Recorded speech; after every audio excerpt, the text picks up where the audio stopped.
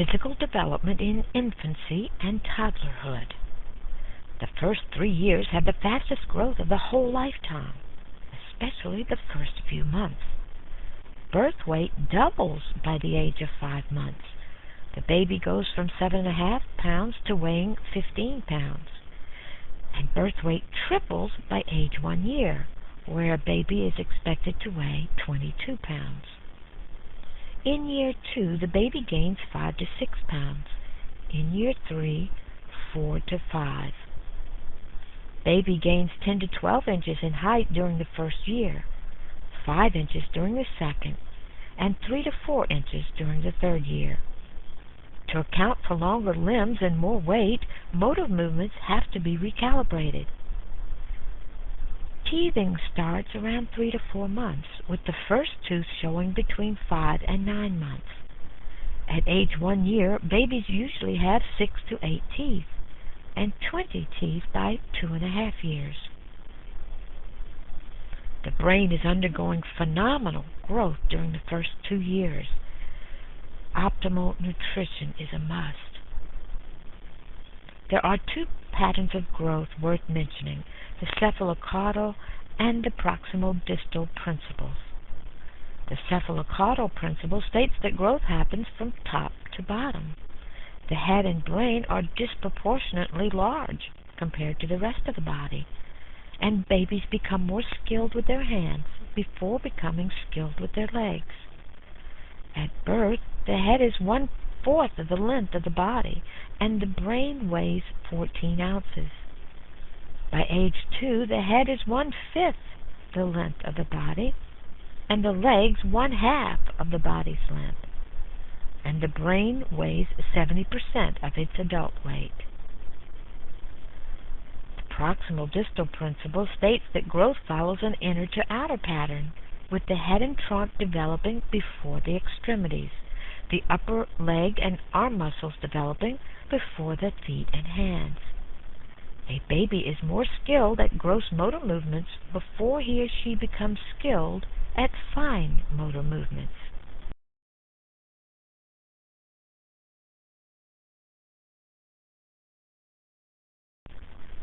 Brain growth needs to be understood at the cellular level and at the cerebral cortex level. Neurons are nerve cells, the basic building blocks of the nervous system. They are cells that specialize in communication via electrical and chemical forms. During prenatal development, the neural tube produces more neurons than the brain will ever need. Those neurons that are stimulated will form synapses, or connective gaps that allow communication between neurons without touching each other. Glial cells take up half the space in an adult brain. As an infant's brain matures, glial cells multiply and coat neuronal axons with myelin, an insulating fatty sheath. Myelination allows for faster communication and smoother movements. Glia, derived from the Greek word meaning glue, outnumber neurons by 10 to 1. But neurons are 10 times larger, so neurons and glial cells take up about the same amount of brain space. Glial cells provide structure and hold neurons together. They remove waste, like dead neurons, by engulfing and digesting them. They handle other metabolic and cleanup tasks. There are 100 billion neurons in the human brain. Enough that if you count 1 per second, it would take you 3,000 years to finish counting. And any one of these neurons may have several thousand direct connections to other neurons in the nervous system. So we're talking big-time complexity here. When you consider there are 100 billion neurons and 100 trillion synapses in one person's brain, the possible configurations are almost limitless, 1,000 times more than the number of stars in our entire galaxy.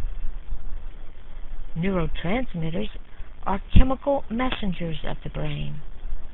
These chemical messengers travel across the synapse, or tiny gap between neurons, until they reach special proteins or receptor sites in the membrane of the next neuron, which are configured just for them. It's like a key searching for the correct lock.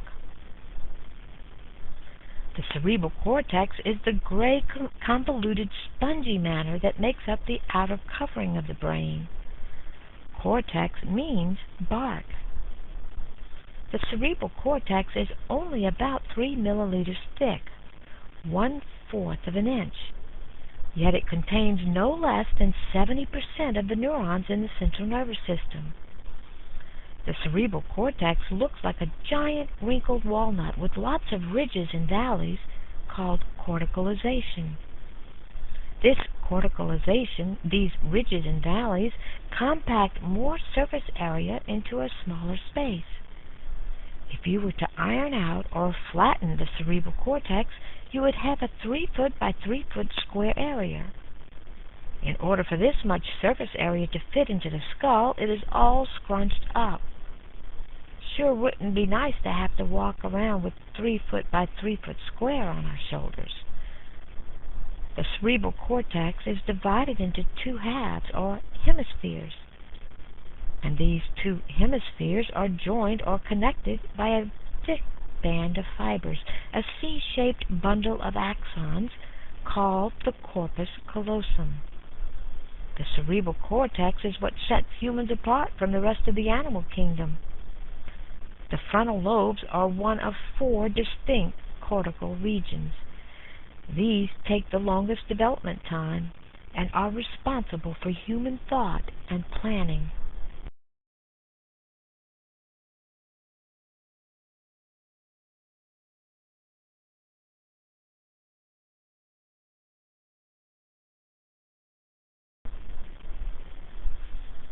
Specialization occurs in the cerebral hemispheres.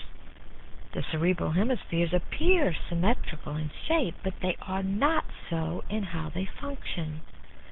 Among normal persons, the hemispheres differ in abilities, or we say they specialize. You've heard this referred to as right brain, left brain. Sensory information is received by the hemisphere that is opposite the side of the body from which the information came, and this hemisphere only controls that opposite side body. Eyes are an exception, as sensory information from both eyes is sent to both hemispheres. Language is a specialty of the left hemisphere. About 95% of all adults use the left side of the brain for speaking, writing, and understanding language. 97% of right-handers and 68% of left-handers have language as a specialty of the left hemisphere. The left hemisphere is also the seat of positive emotions like joy. The left side generally is involved with analysis and breaking information into parts. It processes information sequentially, in order, one item after the next. There is growing concern among educators that since the traditional school approach favors left hemisphere or verbal processing, that this shortchanges students who favor or prefer right brain processing. Effective teachers use methods that employ both verbal and spatial skills and as many sense modalities as possible, as many senses like hearing and seeing and touching and smelling and tasting. This maximizes the chances that every student will be taught at least occasionally in the mode that he or she learns best. The right hemisphere responds to only the simplest language and numbers. It is better at perceptual skills, such as recognizing patterns, faces, and melodies. It is better at detecting, expressing, and regulating emotion. And the right hemisphere is better with spatial skills, such as arranging blocks to match a pattern, putting a puzzle together, reading a map, and drawing a picture. Negative emotions like anger and fear are seated in the right hemisphere. Prosody, or the changes in intonation, rhythm, and stress that add emotional meaning to words and speech, prosody appears to be controlled by the right hemisphere. So we're talking about tone of voice, body language, and nonverbal cues. The right side is generally involved in holistic or all-at-once processing and simultaneous processing. It does well with synthesis, or putting isolated elements together. There's a caution here. Caution is to be taken not to assign sole credit to either hemisphere.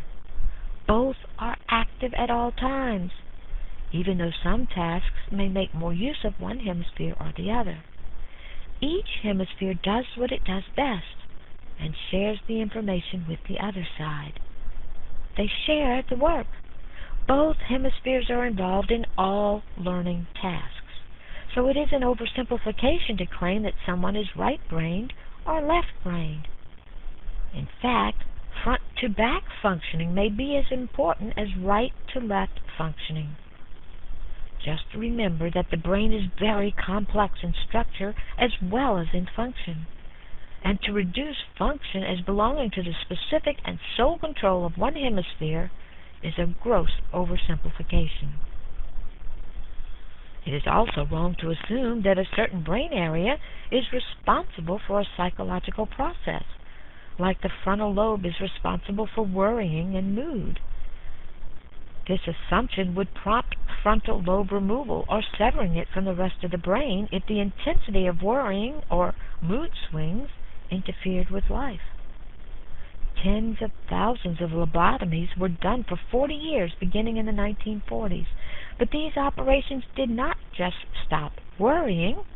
They destroyed the ability to plan, to decide, and to understand reality.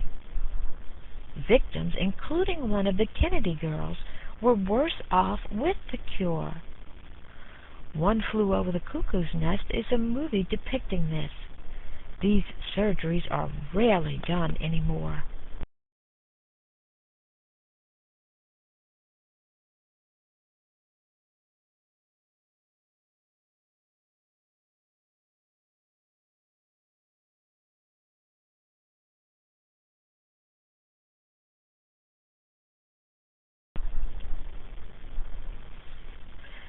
There are sensitive periods in brain development.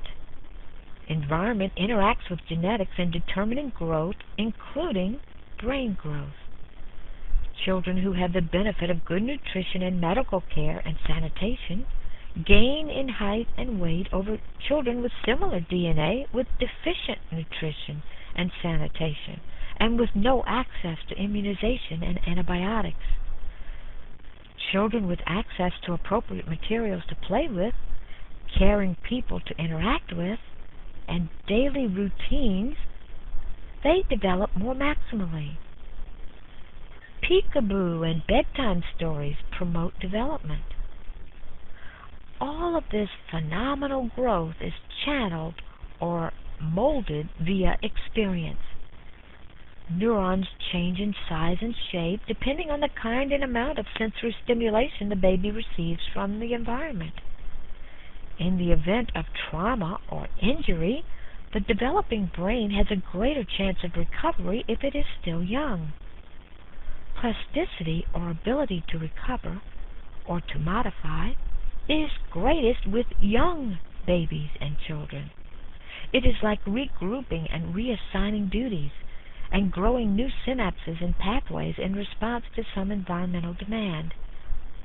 Plasticity allows infants exposed to extreme early deprivation to overcome some of the trauma's ill effects. I have a case history to tell you of Dusty. Doctors were very skeptical that Dusty would even live, much less be the highly functioning college graduate and employed manager that he is today. Dusty was born 14 weeks too soon, at 26 weeks gestation, in February, but due in June. He suffered a grade 4 intraventricular hemorrhage, the worst stroke you can have and live. He suffered massive brain damage. A vegetable prognosis was given to him after sophisticated CAT scan technology. The CAT scan was so wrong. Resultant hydrocephalus required a VP shunt for Dusty. He had bronchopulmonary dysplasia and hyaline membrane disease. He suffered retrolingual fibroplasia, meaning extremely nearsighted but could have been blind. He needed double exchange blood transfusions to combat high bilirubin. Dusty has mild cerebral palsy with a left arm that does not work and a limp. But he still beat every kid in the neighborhood on video games using one hand while they used two. Every finger he had programmed to do something different. He suffered a detached retina. He has had 9 surgeries. He has outgrown his asthma. The reason I am so familiar with this case is that Dusty is our son. He is our 6th child and our first adopted child. The first time I ever laid eyes on him, he was this teeny-tiny little human with tubes coming out in all directions. He had his little rear end stuck straight up in the air, and he appeared to be fighting to get out of that glass box incubator. The second time I saw him, my husband was with me, and he picked him out of all those critically ill infants in neonatal intensive care before anyone pointed to the right baby. After this, we were not allowed back to visit because Charity Hospital found out that we were the prospective adoptive parents, and they didn't want to be caught in the middle if things fell through. Dusty was not quite 5 pounds at the time he was released to us from neonatal ICU, and he was almost 3 months old at the time, lacking just a few days. He is a miracle survivor who is still beating the odds.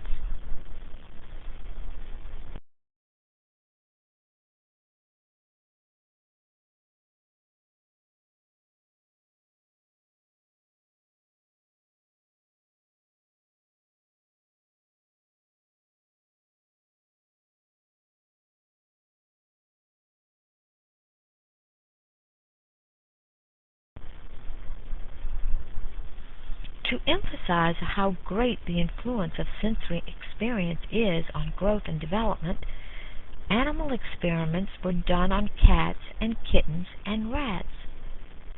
Kittens were fitted with goggles which permitted them to see either all vertical lines or all horizontal lines. Later, these kittens were blinded to those lines that had been blocked during early development. If they had goggles which prevented the sight of horizontal lines, then later, when no longer wearing the goggles, the kittens would run right into horizontal boards without seeing or perceiving them. Adult cats fitted with the same type of goggles did not act the same way. Their cortical connections had already been forged and were still operational. The kittens were deprived of the stimulation necessary to establish connections, and their brains were permanently impaired or stunted. In another experiment, kittens were blindfolded over one eye, and the results showed that they were permanently blinded in that eye, even after the blindfold was removed, because the necessary connections stemming from sensory experience were never made at the critical time, that time in brain development that they needed to be made. In still another experiment, rats were exposed to normal lab environments, enriched stimulating lab environments, and dull, isolated lab environments. Those with enriched experiences had thicker cortexes, heavier brains, more synaptic connections, and higher levels of messenger activities by neurotransmitters. That is, compared to the other groups, or the rats exposed to normal cages rather than the enriched stimulating ones. Those that were exposed to the isolated, stagnant environments had thinner cortexes, fewer synaptic connections than the rats exposed to normal conditions.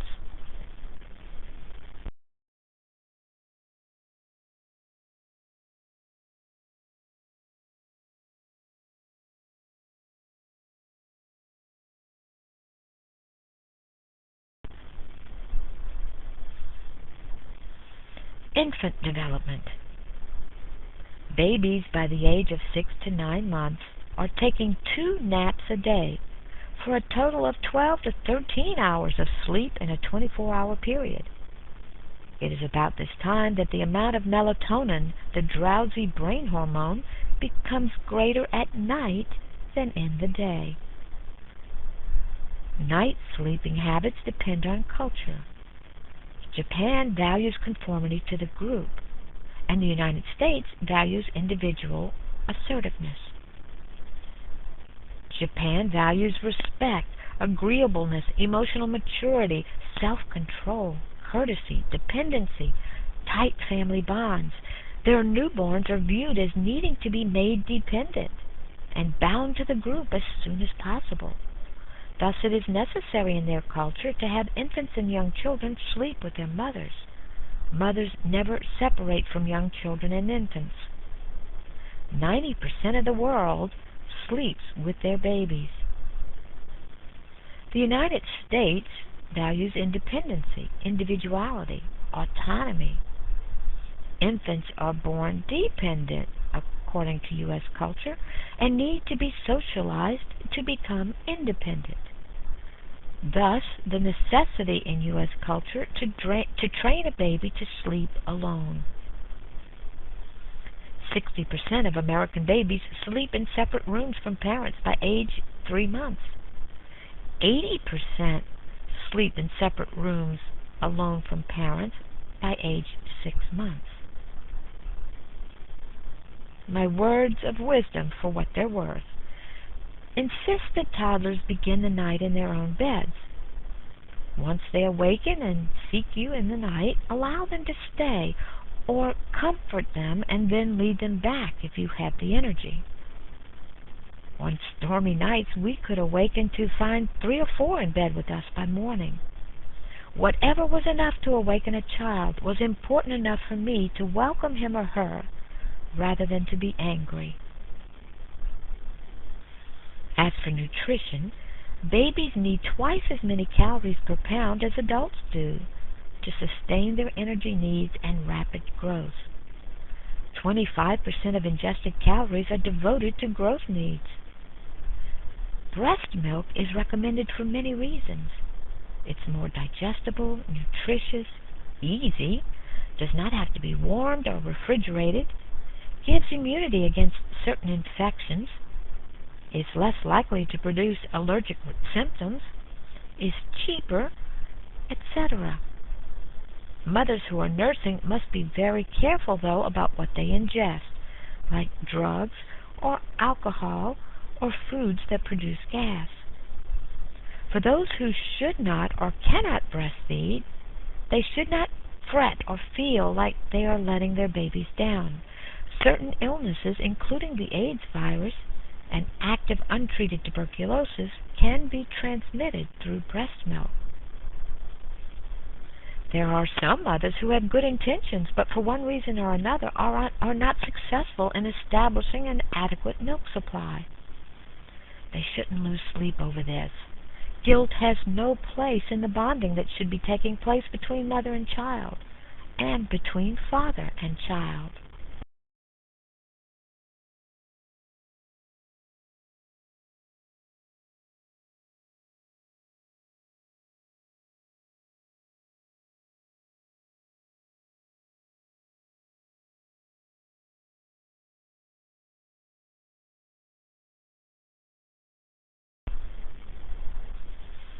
More important than the type of feeding is the manner in which the feeding is delivered. Feeding should be more than just a physical offering of nourishment. They should also offer emotional nourishment. Never place a baby down with a propped bottle.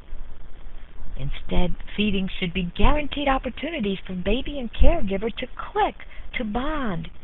The parent can talk, sing, or simply smile. Forget the dishes and the deadlines.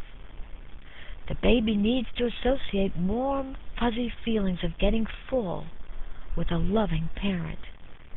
The baby needs to focus on the human face and intercept the parental cues of joy and pleasure and contentment. Babies whose mothers are severely depressed are short-changed. They experience the negative emotions of the mother rather than the positive ones. In response, the babies actually show more activity in the right frontal lobe, known to be associated with negative emotions of fear, anger, and depression. And these babies show less activity in the left frontal lobe, known to be associated with positive emotions of cheerfulness and joy. A baby should never be placed in the crib with a bottle. He or she should be held until the bottle is finished. Not only does this require that the baby and the parent have necessary bonding time together, but it also prevents the bacteria in milk from multiplying in numbers enough to make the baby sick. And it prevents the tooth decay that results from continual exposure to milk. One suck here, one suck there during the night. When choosing a daycare, be particular about how feedings are administered to your baby. For 6 months, according to the American Academy of Pediatrics, all a baby needs is breast milk or iron-enriched formula. They do not need water or juice or solid foods. At the age of 1 year, babies can drink homogenized whole milk. They need the calories and fat found in whole milk and should not be given skim milk. It is a good idea to dilute juices with water so that children by the age of 2 or 3 years drink no more than 4 to 8 ounces of pure juice per day.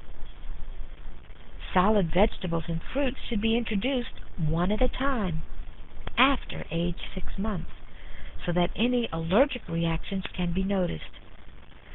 For ravenous babies who do not appear satisfied for long with the full breast or bottle feeding, rice cereal may be introduced before 6 months of age, after clearing it with the baby's pediatrician.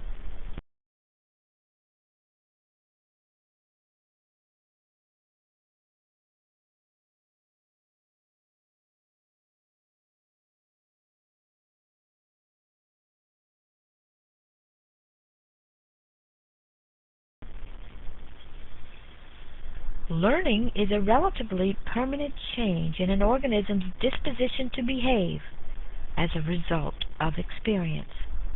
Learning is the nurture side of the nature-nurture interaction. It is relatively permanent. This excludes temporary changes in behavior due to maturation, fatigue, or illness. We use the phrase disposition to behave in the definition to include learning that exists but which may not be exhibited yet. Learning cannot be measured directly, only indirectly through behavior observation. Learning has survival function. Its primary function is to develop behaviors that are adaptive to an ever-changing environment. Learning involves changes in neurons and the strengthening of their synapses, the locations of which depend on what is being learned. Proper nutrition with sufficient protein is imperative for learning and for physical and emotional growth.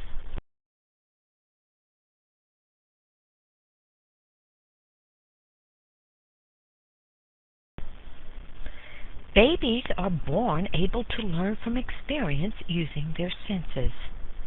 Their learning is limited or constrained by maturation, meaning certain biological capacities, neurological, motor, or sensory, have to be in place before certain learning can occur. In other words, a baby cannot learn to walk until the muscles and the nerves which operate the muscles are developed or mature enough. A baby cannot talk until certain neurological, sensory, and motor abilities have kicked in. Babies are capable of learning through their natural preferences for novelty and by watching others. They are capable of learning by way of classical conditioning and operant conditioning. But the simplest form of learning is habituation, and babies do this quite well. Researchers rely on habituation to study infant behavior and memory. Habituation is boredom, or stopping to respond reflexively to repetitive stimuli that have lost meaning. This can be measured by watching for a decrease in looking, heart rate, and breathing rate. A new stimulus will cause the habituation to end and recovery to take place, with an increase in looking, heart rate, and breathing rate. Newborns are programmed to be drawn towards novelty. As infants age a bit, they replace the attraction of novelty with the attraction of familiarity.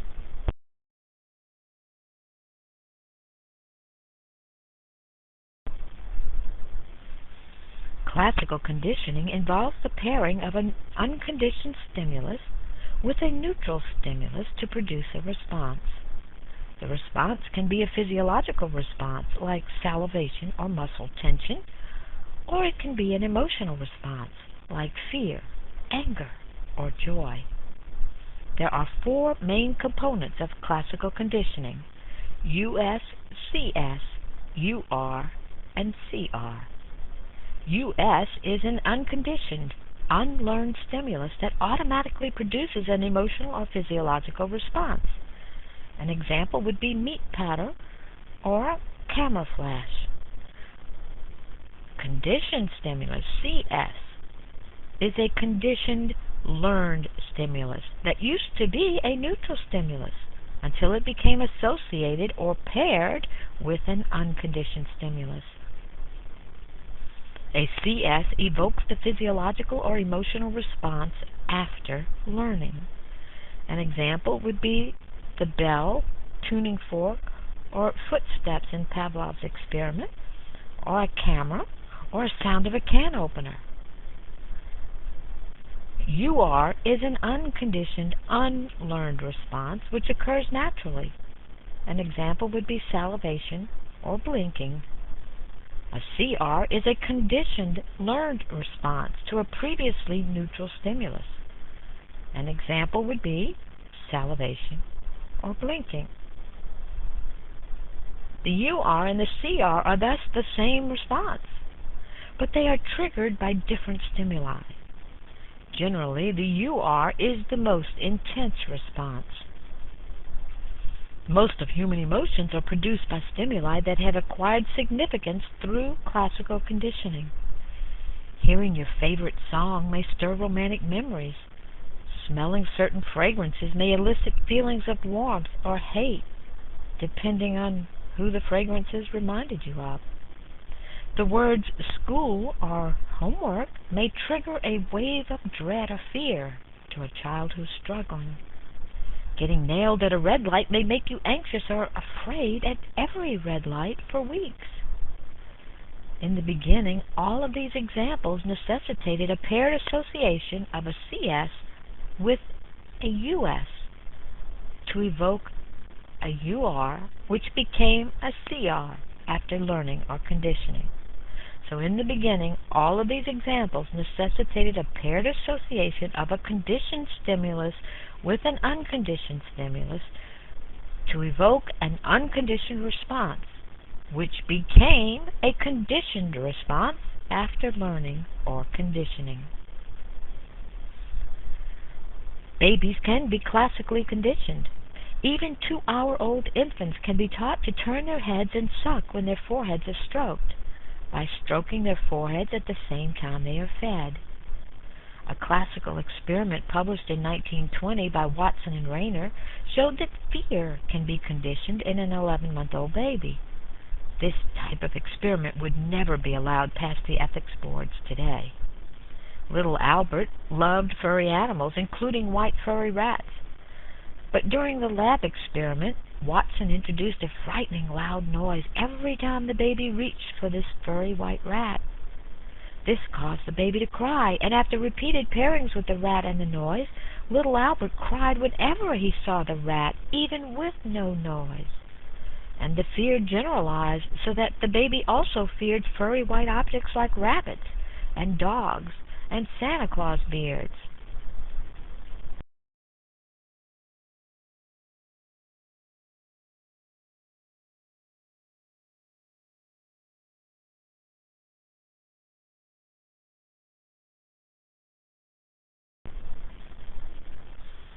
In addition to classical conditioning, infants can learn by way of operant conditioning. Operant conditioning is learning in which voluntary behavior is strengthened or weakened by consequences. Consequences are events that follow behavior, like praise and reward, or punishment. But I need to expand operant conditioning definition to add another noun. Operant conditioning is learning in which voluntary behavior is strengthened or weakened by consequences and or antecedents. Antecedents are events that precede behavior, like cues and prompts. They also can strengthen or weaken voluntary behavior. Antecedents are supported by cognitivists, though, not behaviorists, and so they are not in the official definition of operant conditioning proposed by behaviorists. But I want you to have the complete definition so you don't have to relearn later. Operant conditioning is the way we learn new behaviors, like smiling. Not simply pair or associate existing involuntary behaviors like blinking. It is responsible, this operant conditioning, for almost every learned skill or ability we have acquired since our birth. 2-day-old babies have been operantly conditioned by rewarding them with music when sucking increases. 2 to 6-month-old babies can repeat an action days or weeks later if the new situation is very similar to the original situation, meaning the same activity, like kicking to make a mobile move. The amount of time that memory lasts for an operantly conditioned action increases with age. A 2-month-old may remember for 2 days. A 6-month-old may remember for 2 weeks. An 18-month-old may remember for 13 weeks.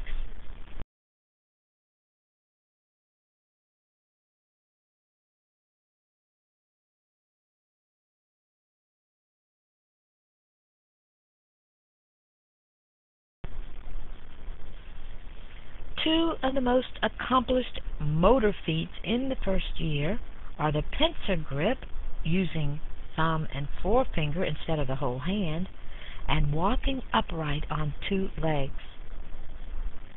There are some major motor milestones along the way, however. Controlled eye movements begin to develop right away. These enable an infant to learn, and controlled eye movements continue to develop until age 7 years. These allow babies to follow people with their heads and to keep looking at things despite their own head and body movements. For instance, being carried on a shoulder, a baby with controlled eye movements would be able to still look at a certain object despite the person who's carrying the child moving around. Babies cannot follow rapid side-to-side or up-and-down motions before the ages of 2 to 4 months. Rolling over, it comes from front to back first, and then back to front, with practice taking place between 3 months and 5 months. The cerebellum is maturing enough for baby to try and roll over. The cerebellum coordinates motor control. Babies can turn over accidentally, though, even before 3 months, so should never be left alone on an elevated surface. It's much more likely to happen from the tummy to the back. Uh, when babies rear that heavy head, which is heavier than the rest of them, uh, gravity tends to take over sometimes if they lean a bit, and they will turn over unexpectedly. Grasping movements develop before whole hand grasping, like gripping a rattle at 3 to 4 months of age, to thumb forefinger grasping of small things like a Cheerio by age 1 year. Before 6 months of age, a baby has trouble voluntarily letting go of things. Have you ever seen a baby with a popsicle or an ice cream cone? The baby will be crying because the cold is hurting, but be incapable of ending the hurt by simply releasing the freezing item. Reaching movements begin at about 15 weeks of age. Infants will reach using visual guidance, but will also reach in the dark for something glowing or something making noise, even if they cannot see their hands. Their reaching becomes more refined, not automatically, but through effort, practice, and opportunity. The reaching movement becomes integrated using eye-hand coordination and leaning. 8-month-old babies simultaneously reach and lean for objects beyond arm's length. This movement is integrated. All of it is done at once. Babies do not reach first, fail to grab the item of interest, and then decide to try leaning forward.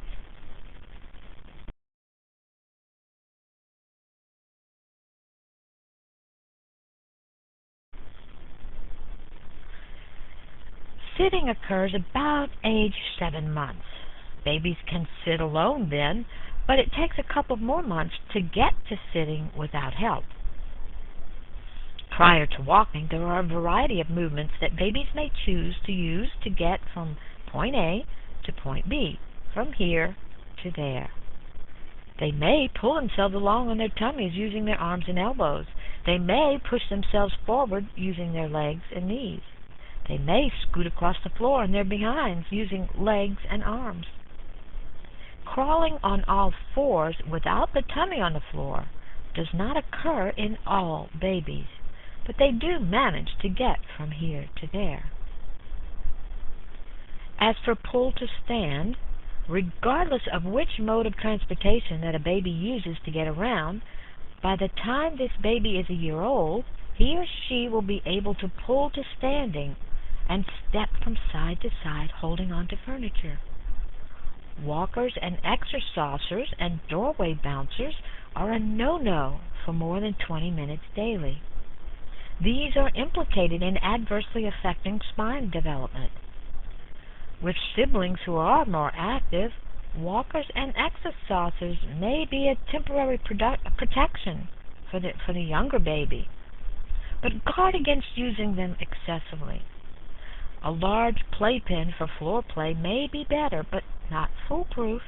Older babies can still throw toys on top of the baby or climb in too. The first steps taken without holding on to anything usually occur around the first birthday. Full-fledged walking is variable. Babies can begin way before their first birthday or closer to 1.5 years. Walking depends on nature mostly. It depends on the maturation of muscles and the nerves that operate them. Walking is also influenced by nurture or practice and experience. Babies with eager beaver parents who practice walking constantly, holding the child out to one and then to the other, may walk sooner, but not appreciably sooner. An important piece of information here is that later intelligence is not related to the age at which a baby begins walking. Early walkers are not necessarily smarter than later ones. Later ones are not necessarily less intelligent. In addition, babies who skip crawling and go right into walking are not any less intelligent than those who crawl first. Spatial coding. By 21 months old, due to increased right hemispheric development of the cortex, children are skillful with spatial coding. the ability to use environmental cues to get their bearings. They are more able to find their way even if blindfolded and turned around, like you do to children for pin the tail on the donkey. Sensation is raw material, the incoming flow of information, the window on the world. Perception is not the same thing at all. Perception is the finished product. It is brain organization of incoming information into meaningful patterns. Perception organizes sensation or incoming information by answering three basic questions. How far away is the object, which is depth perception? Where is it going, which is motion perception? And what is it, which is size and shape constancy?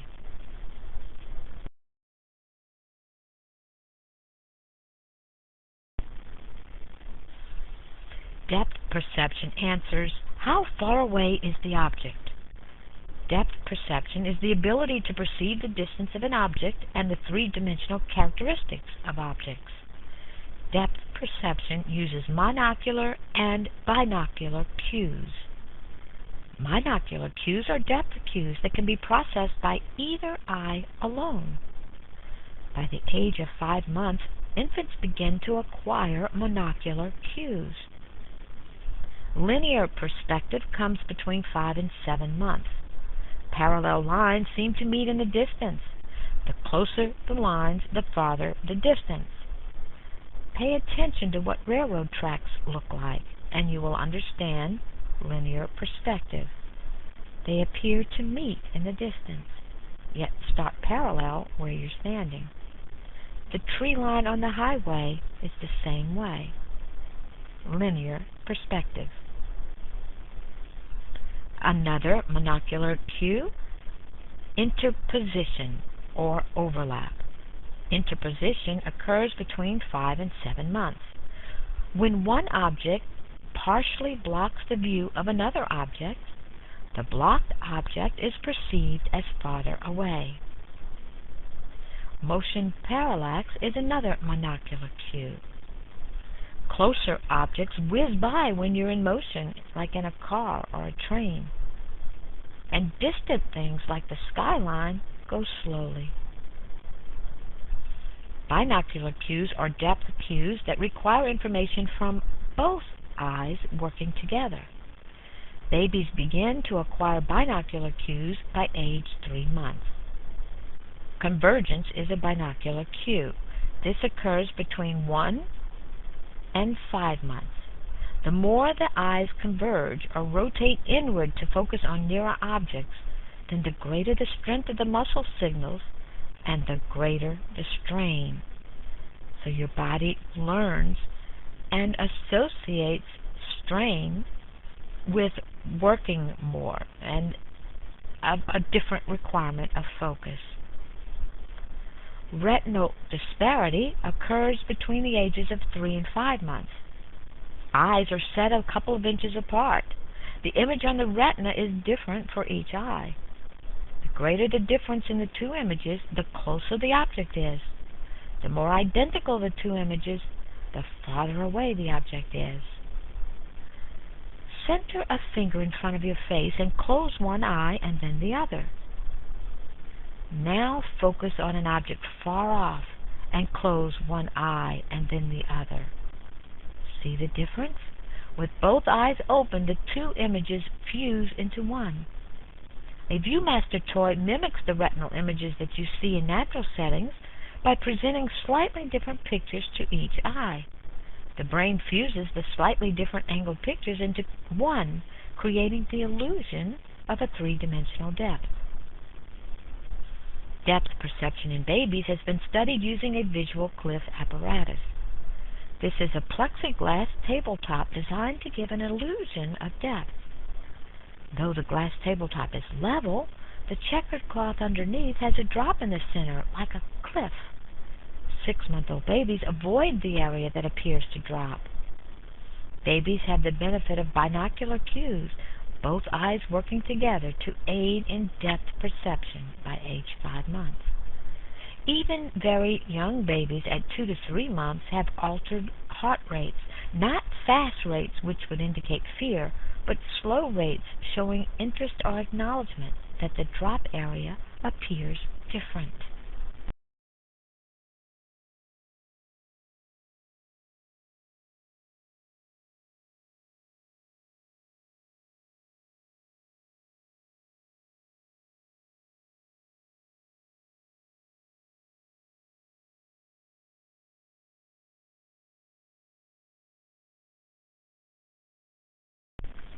Where is it going is answered by the perception of motion and requires the integration of eye muscles, retina, and the environment. Perception of motion is dependent on cues also, just as is depth perception. Kinetic depth cues by 3 months of age tells a baby that objects in motion and coming closer grow larger in size. Objects in motion and going away from you decrease in size. Auditory cues are intercepted by the age of 9 months. These are integrated with motion perception and help to answer, where is it going?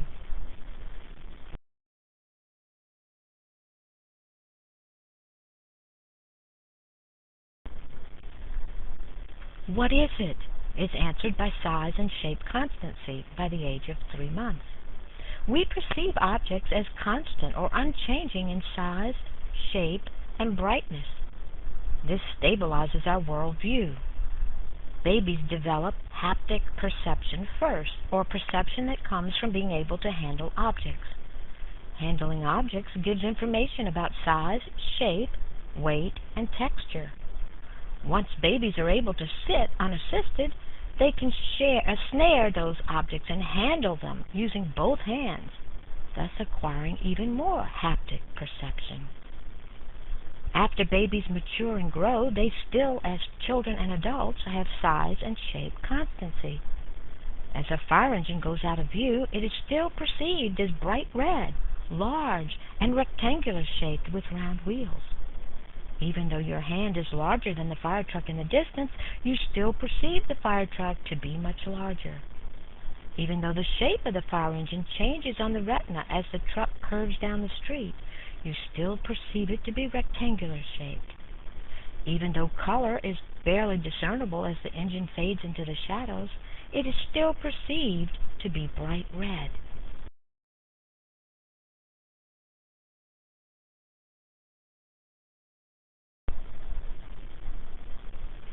Face perception. A 1-month-old tends to look at the outer edges. A 2-month-old tends to scan the face and look at internal features as well. A 3-month-old can recognize photographs of his or her mother and prefers looking at mother's picture than a stranger's picture. A 5-month-old can remember and differentiate faces of strangers, preferring attractive faces. Attractiveness. Is it learned cultural stereotype? Or is it innate?